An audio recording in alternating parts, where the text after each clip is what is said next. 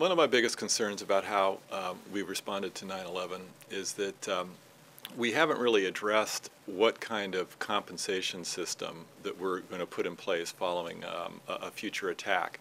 After 9/11, we had substantial payouts from the insurance sector. We had a large government response. We had a victims' compensation fund. We had a large number of other economic recovery programs. We had unprecedented charitable contributions.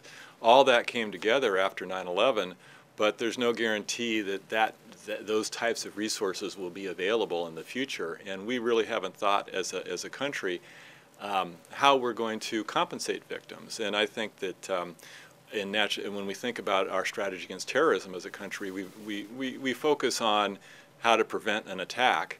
Whereas the type of compensation policy that we put in place, I think, is also an important part of our overall national strategy. We learned several things from the 9/11 Victims Compensation Fund. First, that a program like that can be very successful in keeping those killed and seriously injured and their families out of the tort system. A very high percentage of people accepted the awards offered by the Victims' Compensation Fund, and a very small percentage ended up filing tort cases related to their losses. On the other hand, we also learned that some things that we should consider moving forward.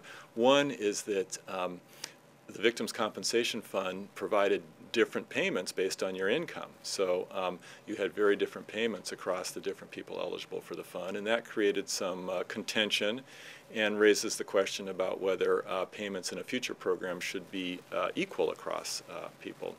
A second area is that about the awareness of the different sources of compensation that people receive. People receive compensation from the fund, life insurance, and charities, and those weren't how the different sources of compensation were going to be offset against each other, and was not well thought out in advance, and that needs to be considered in the future. As we as a nation think about compensation policy for a future terrorism attack, I think high on the list should be the role that the private insurance market should play in providing compensation.